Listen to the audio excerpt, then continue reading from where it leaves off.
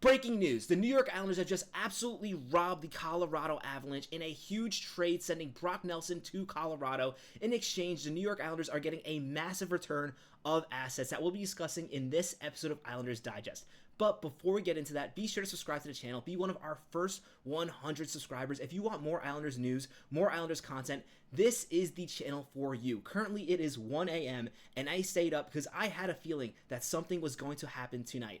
As soon as all these insiders were tweeting that the Islanders were going to trade Brock Nelson, I had a feeling that things were going to happen fast.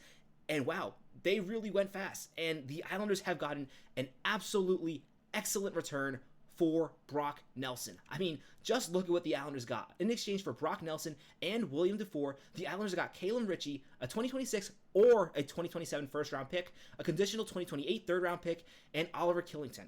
Now, if you don't know who Oliver Killington is, he is a fringe NHL defenseman.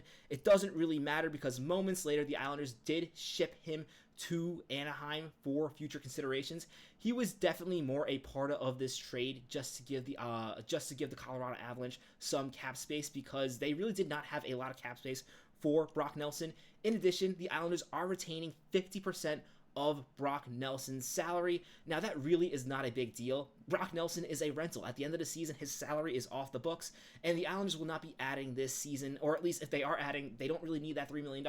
So this does not really impact the team at all. But with that being said, let's really focus on this return. And the key piece of this return, I know a lot of people are going to look at that first round pick, and the first round pick is absolutely great. Love that the Islanders got a first-round pick for Brock Nelson, but the key piece in this return is Calum Ritchie. If you don't know who Calum Ritchie is, he is one of the Avalanche's, he's not one of the Avalanche's top prospects, he is the Avalanche's top prospect, or at least he was the Avalanche's top prospect. Now he is one of the Islanders' top prospects. It's going to be between him and Cole Eiserman to decide who is the Islanders' #1 prospect. This is an incredible NHL future player. And let me tell you, he is 1 year away from being ready. He will definitely be wearing the Island, or at least have a shot to be wearing the Islanders jersey next season. I mean, look, this season for the Colorado Avalanche, a team that is a lot deeper than the New York Islanders, he actually played 7 games with the team this season, getting an extended look. And you know what? He didn't do his best. He really struggled, which is why he got sent back down. But you know what? He scored a goal in the NHL. He's only 20 years old. He is a center. He's a big guy, over 6 feet tall, was drafted by the Colorado Avalanche in 2023, 27th overall. Honestly, I think if you redraft that draft right now today, he would go even higher. This is exactly what you want in a trade for Brock Nelson. This is an asset that can help the team next season. It's a team that's going to get this team's prospect pool deeper and really make this roster younger. In addition, honestly, I think the first round pick is just a cherry on top for this trade. I am so happy with this return. And going back into talking about his stats, currently he is playing in the OHL, really working on refining his game after having some time in the NHL. He's really been working on stuff more than just the scoring in the OHL. This season, the OHL, in 41 games, he has 14 goals, 53 assists for 67 points, absolutely lighting it up. And honestly, I don't think he has much more to, plus 35, he doesn't have much more to learn in the OHL. This is a player who I think is going to be on the Islanders next season, and I definitely think that Islander fans should be excited about this. Now, I know some people are going to be disappointed that the Islanders did not get any players on the current roster, and to that I say, you know what? I am perfectly happy with this return. I don't think this could have been a better return for the New York Islanders, especially considering that Brock Nelson is a rental. And don't get me wrong, I do love Brock Nelson, bringing up the stats of the player the Islanders have lost. Brock Nelson this season has 43 points, 20 goals, 23 assists. I know I said the Islanders robbed the Avalanche, and I truly believe the Islanders did rob the Avalanche because especially when you're trading for a rental, you do not want to give up your top prospect, especially a prospect that is actually ranked in the top 30 for the NHL. That is how good of a prospect this is that the Islanders acquired.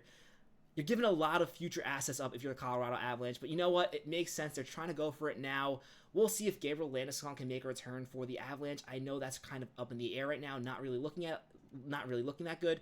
But the Avalanche are in win now mode. They have 2 more years of Nekus and got Cale Makar, Nathan McKinnon. They think they can win it. With the Avalanche, with that type of talent, they can win it. And Brock Nelson is definitely going to help that roster a lot. Now, what I also really like about this trade is the picks the Islanders are getting are coming in 2027 or 2028. 2026 or 2027, at least for the first round pick. The third round pick is coming in 2028.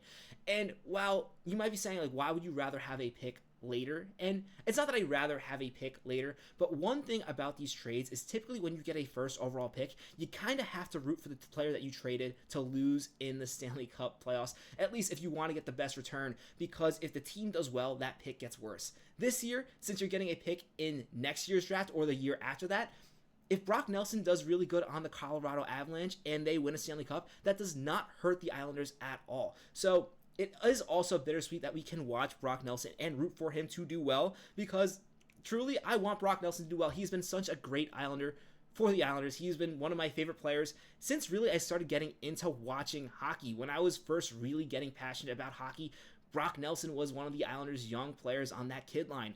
And now it's sad to see him go, but Brock Nelson was 33 years old. He was turning 34, and he was a rental player. So keep in mind, when we're looking at this return, Brock Nelson is not signed for next season. He could potentially even come back to the Islanders, assuming the Avalanche don't re-sign him. But even if they don't, for a player who is not under contract for next season, for a player who did not sign a contract extension today, to get this much of a return for a player who's realistically at most going to play around 40 games for the Colorado Avalanche, especially if you're including playoffs and the regular season, absolute insane return. You're getting a first round pick, you're getting a player who was drafted in the first round, and a third round pick in addition to that as a sweetener. There is one more player involved in this trade that I do want to talk about. I don't think it would be right if I didn't talk about William Dufour as well. William Dufour was a lower level NHL prospect for the Islanders. He really struggled. People were really excited about Dufour at a certain point because William Dufour was one of the Islanders' better prospects.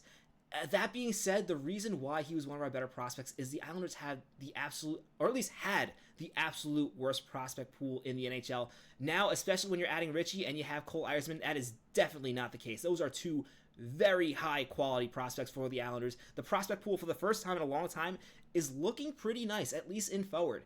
But that being said, William Dufour, he is a player with a little older than Calum Ritchie, and I think as a prospect, I think what the Avalanche really saw in him is a player who can kind of replace him in their prospect pool, not as a player, but just like if they need an extra center, he could kind of step in as like a fifth guy, something like that, really more a sixth guy, something like that, just so their prospect pool just isn't too barren. I really don't think the Islanders are giving up too much, if at all, with William Dufour. Really, in the past few seasons, he had a good season in the AHL his first year, 2022-2023. He had 48 points, but after that, Dufour has really struggled.